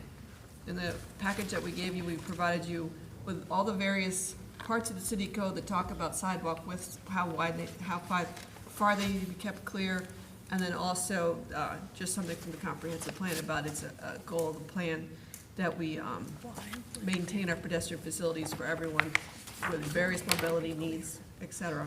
So this is an opportunity for you to discuss what you'd like to do.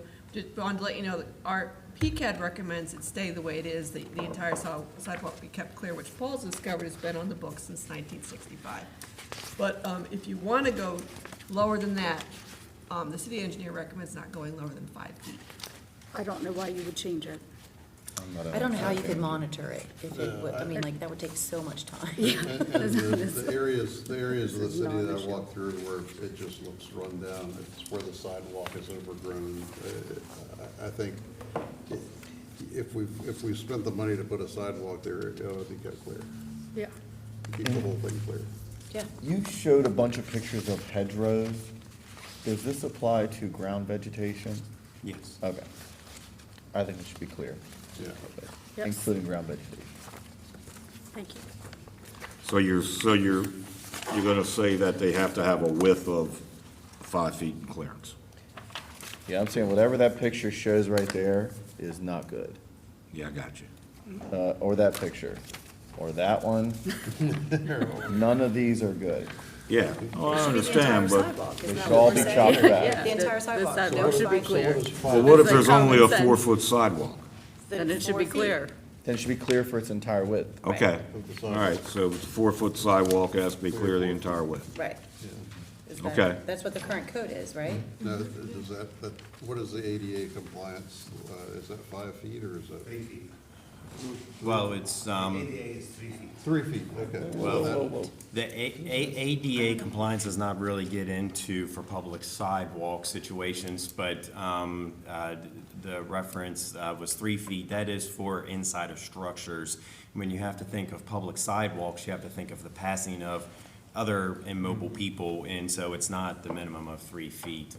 It's typically recommended at 5 feet at bare minimum for those situations, but then it varies. You can read a whole bunch of different jurisdictions on what they require for ADA compliance for the different ones. It's up to the jurisdiction to decide. And Rodney provided us with this document, which is the United States Access Board, which has recommendations for sidewalks. And that one is the one that was saying 5 feet for pedestrian access route with at least 4 feet of obstruction-free zone.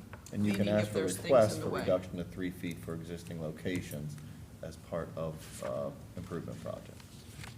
That's where the For 3 feet is replacement. applicable. If you're replacing a sidewalk, that's only 3 feet wide. Right.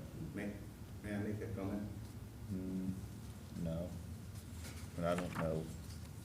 Are you staff? No, this is, No. it's a concerned citizen who has a hedgerow and a sidewalk.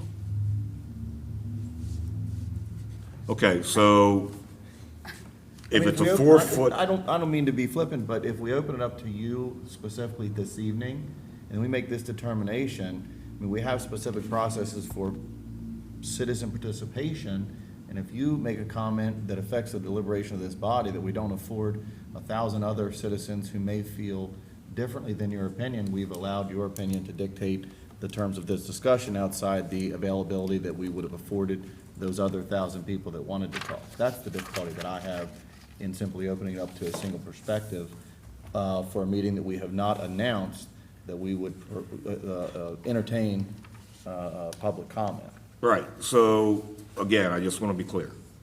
If there is a 4-foot sidewalk present, from curb to end of sidewalk width, then it has to be free and clear of that 4 foot.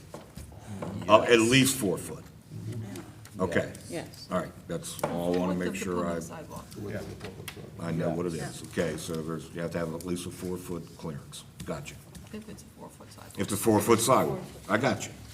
The sidewalk ends at 4 feet, Right? it ends at 4 feet. I got you. Yep, okay. Thank you. Proposed automatic mutual aid. Thank you for that. So inappropriate. Oh, hi. I have a friend.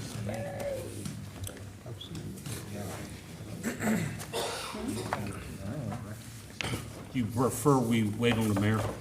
No. That was a little too quick. Do you want to wait on Emily? Take a note of that. Everyone's looking. How's this? I'm already behind. Ladies and gentlemen, good evening. I have with me tonight two people that are no strangers to Mayor Council. One is Director of Emergency Services for Washington County, Dave Hayes, and of course, our City Attorney, Jason Morton. In your packet is the latest proposal for the automatic mutual aid agreement between Washington County, Maryland, and the City of Hagerstown. You last looked at the draft document at the August 27th joint session between the Washington County Board of County Commissioners and Mayor Council at their shop. Since that time, there's been one significant change to the last draft. I would draw your attention to recital number 7 and the added language at the end that was added, I believe, at the request of the Washington County Volunteer Fire Rescue Association, written by their attorney, Bruce Poole, and addresses, I won't read to you, of course, but that's really the only significant change there. This document is recommended by both county staff, city staff, and all the attorneys on all three parties that have reviewed this document. I think the next time that the Board of County Commissioners will probably have the opportunity to review this similarly as you are this evening is at the November 12th next joint meeting between this body and the Board of County Commissioners. So at this point, in respect of your time, I would open it up to questions or comments, and also afford Director Hayes the opportunity to comment from his chair. Dave? I think the chief has done a job, a good job here describing what the change is. And this has not, as the chief said, been back before the board. It will be scheduled here in the relative future to get there. And I know the association is working through some processes there to find out whether they're going to support the document, not necessarily approve it, but support it. I expect that might happen Thursday evening, this Thursday, and we'll have those results. But either way, it's my opinion and our office staff's opinion, and the chief's as well, that the document is where it needs to be, in the format it needs to be, with the right signatures on it. And it would be my intention, unless directed otherwise by my leadership, that we will move this forward to the commissioners for review and hopefully future adoption. I have a question about the language that was added at the end of 7. I've read it and reread it, read it in context. What is the intent? Somebody still remember something, is that? I'm going to defer to Jason. He and the county attorney really had the lion's share of the work of this thing, I think. And actually, full credit to Jason and Kirk Downey. They did the lion's share of the work throughout this. This has been quite a work of progress, as you may remember from our earlier report. And actually, Dave and I have been working on this probably the best part of 3 years. Thank you for the deference, Chief. I'm not sure if I'm deserving of it. With respect to the provision that's been added at the end of paragraph 7, and I want to correct one thing that the Chief said. It's not a recital, it is a substantive paragraph of the provision. Only lawyers note those kinds of things. In any event, I think it was it Councilman Keller's, or excuse me, Councilperson Keller's question is the origin of this addition to paragraph 7. I'm sorry, I can't answer that question. What's I its know- intent? What's the intent? A paragraph I don't 7, know. period. Right, well, No one knows? I know that there was, actually, some of this came about, It negates 7. I'm sorry, I mean, the intent of it is to negate 7. And I've read it and reread it, and if you read the first sentence and the last sentence, it says, basically, the parties will perform these obligations, you know what I mean, which then creates obligations among these independent parties to collectively work together. But then, at the last sentence, when you add this, basically negates the entire premise of that. Because it's saying, the parties will perform all obligations under this agreement without reimbursement from each other unless by agreement or otherwise specified by law, court order, et cetera. So you go through the process, let's say something occurs, you get to this point in sentence 1 of a necessity of billing. But then, any independent company that is then confronted with sentence number 1 through whatever these proceedings in sentence number 1 provides the allowance for, it negates it. I don't see that at all. I see sentence 1 says, nobody's gonna be paying another company, Unless, unless there's an agreement. no, Says unless by agreement or otherwise. or, it doesn't say an Unless agreement, by it goes, agreement. and then it uses the word or. Or otherwise specified by law, court order, or other That's legal. right. It doesn't say and, it says or. Meaning if one of these things happens. That's correct. Well, then the last sentence says, even if these things happen, you can't do this. I disagree. So I might be able to help a little bit with the intent of where the association had concern with the language. Their concern was we talk about parties and other things that you could bill. They wanted to make sure that they couldn't be assumed or alleged to be a party and not a participant in the agreement under the direction of the commissioner. And Not I only think that, that's where I'm at on that. I you might can't not bill be 'em. Exact, but you that's. can't bill them. If the law says they gotta pay it, they gotta pay it. If you got a court order that says you have to pay it, you have to pay it. If you got an otherwise legally binding authority that says you have to pay this, you have to pay it. But as I read this, what he's trying to say is, outside of an agreement, a court order, other legally binding authority, or other laws, nobody can bill. Hagerstown can't bill Funkstown. Funkstown can't bill here unless there's an agreement or these other things take place. Right. So let's say one of those other things take place. You're saying that they've got to pay it. Yeah. So when I read nothing in this agreement will be construed to allow for, how are they then obligated to pay it? In Well, other words, if I got a court order that says you're gonna pay me for X because. It because doesn't the court say they order don't says pay it. so, It You says got they an don't- agreement that says, you know, I've signed on to something that won't be construed to allow for it. How can I demand it? And I think it goes a step beyond that, because then it goes to the responsible party, which gets to your point of what's defined as a party here, because then it says, okay, well, if the county's the party, but we're the independent entity, then who's the obligated party in that process of commandment of payment? well, I think that only under the language of the agreement, the only parties are the city and the county, not anyone else. And this is talking about, no one can be billed by a party, which means by the county or by the city, for services provided by an independent fire rescue or EMS But company. when you use that word independent fire rescue company, I don't know how you can make that argument when you come back to the recitals, and the recitals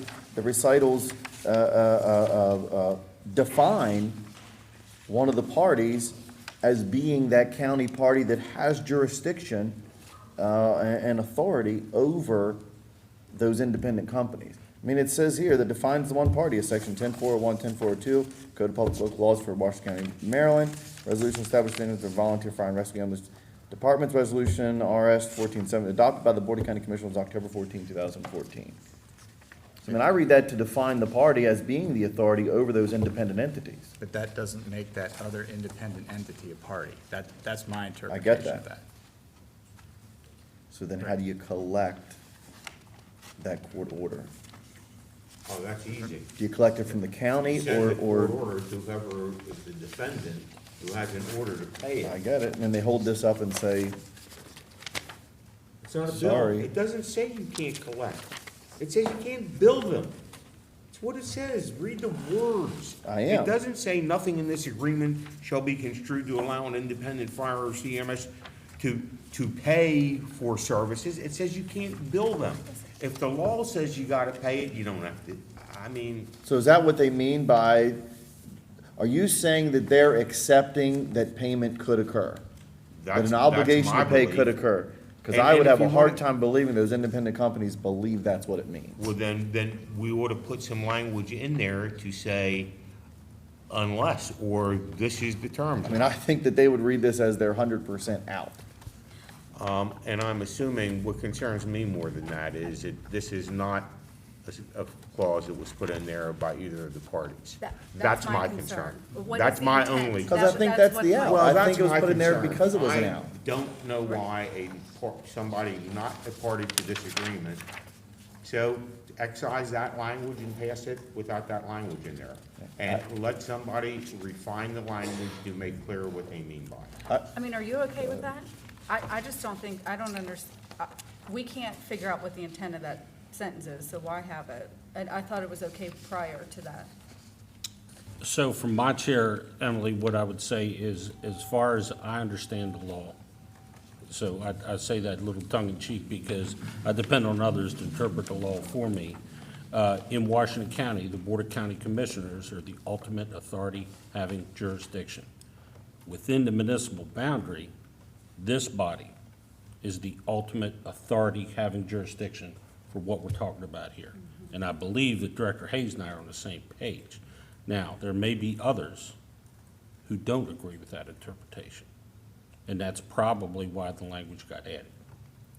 Well, I think it's very clear when you go to meetings that no one is really quite sure who is in charge of what. And that was a notable change, correct me if I'm wrong, Dave, in 2014, when the Board of County Commissioners assumed ultimate responsibility for fire rescue service delivery in Washington County, Maryland.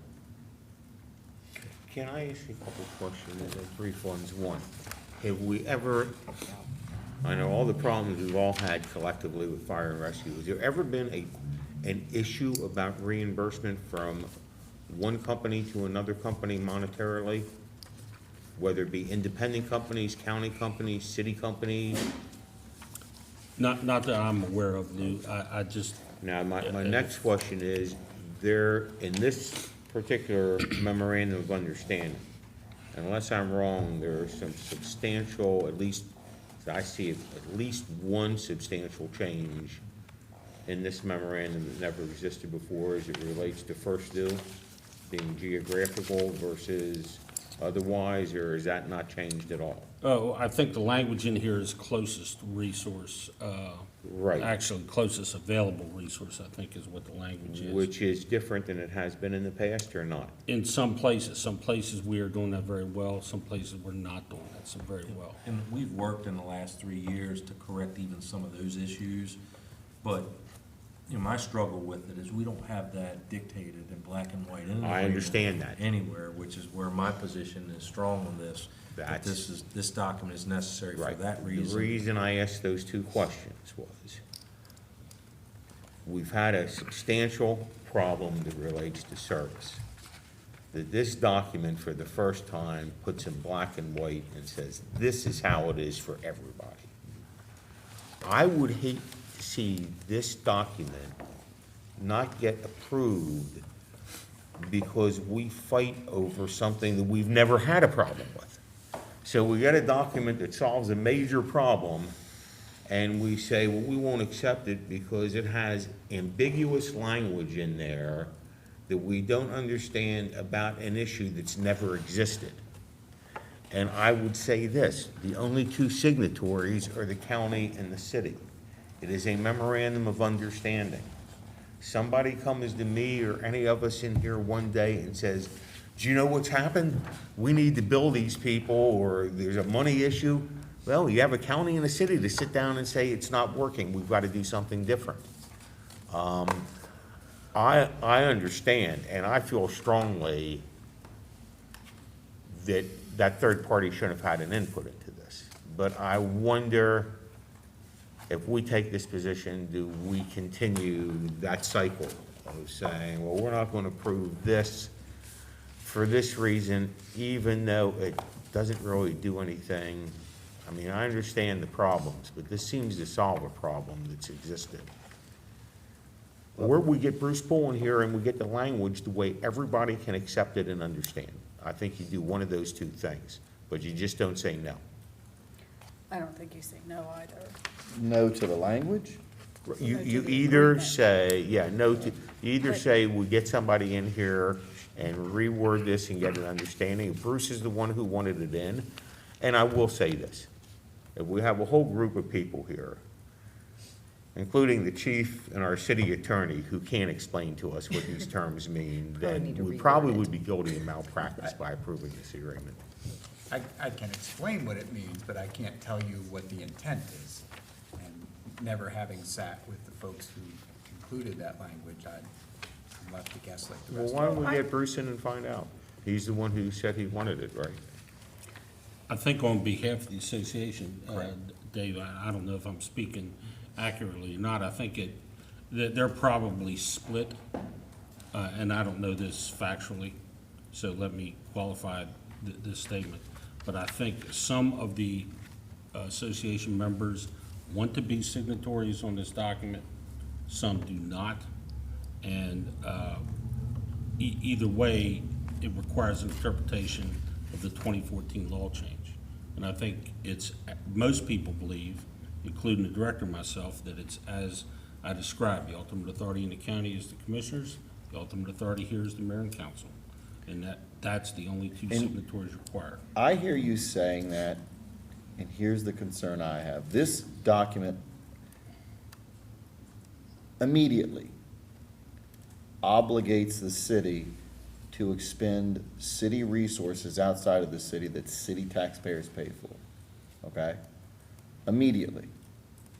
And the understanding that you have is that you believe that the law change in 2014 indicates that the Board of County Commissioners have that ultimate authority over the independent companies.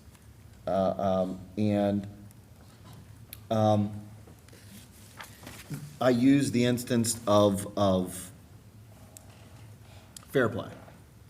So Fair Play shut down, I don't know what the length was. Oh, 3 years. A little over 3 years. We're immediately obligated to provide a paid fire system outside of the city that city taxpayers pay for,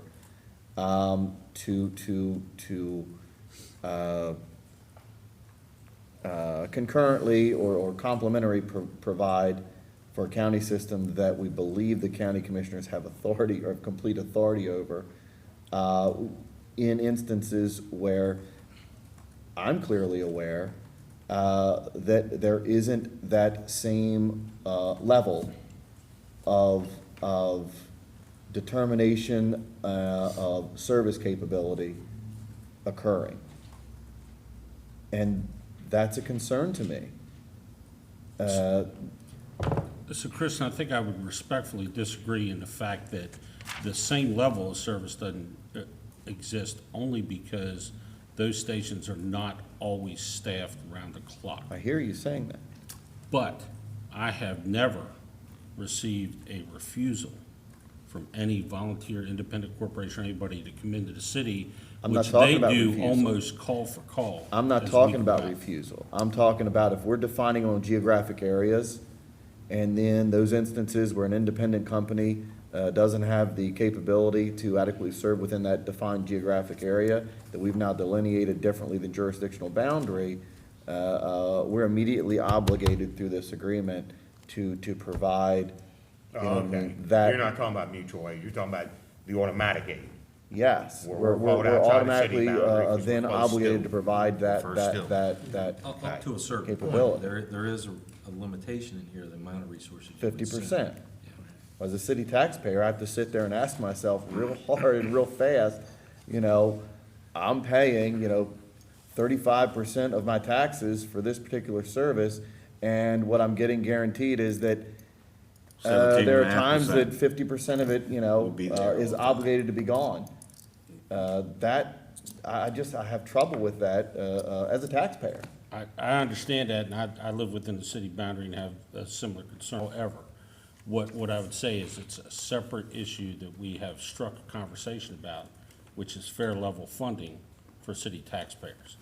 But it should not interfere at any time with any public safety agency. The law enforcement agencies have managed to conquer this years ago.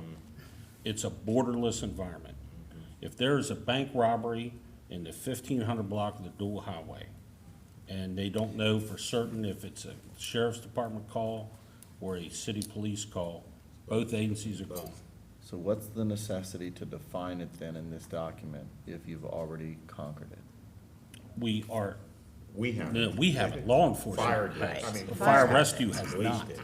My point is that police have conquered it for quite some time, and I don't know how long that's been in effect. I think this is a no-brainer. I mean, I think it goes back to why we have first responders, and that's to do the right thing. I think that's ultimately what this is just putting in writing. My only concern was with that one line, because I just don't understand the intent. And I think really, you know, maybe to even oversimplify this here, it puts the citizens first, regardless where they live. I understand all the political ramifications, and you make a great point that if a service was gone, but without question, I don't think any citizen would want their neighbor, regardless of taxation or not, to not receive the most appropriate service there. So for me, it's about doing what's right for the person, the people. And I would say the same if it was in the city. If something happened that the city had a budget issue and had to do a reduction in force, we would be committed to come into the city in the same, I mean, the commissioners would be committed to, I don't want to say force that compliance, but that's really what they would do. Because they're agreeing that they're going to dispatch, that's what we do, the closest appropriate resource. So let's pretend that city company X has to be excised, or for whatever reason, we're gonna send the closest county resource into the city reciprocally.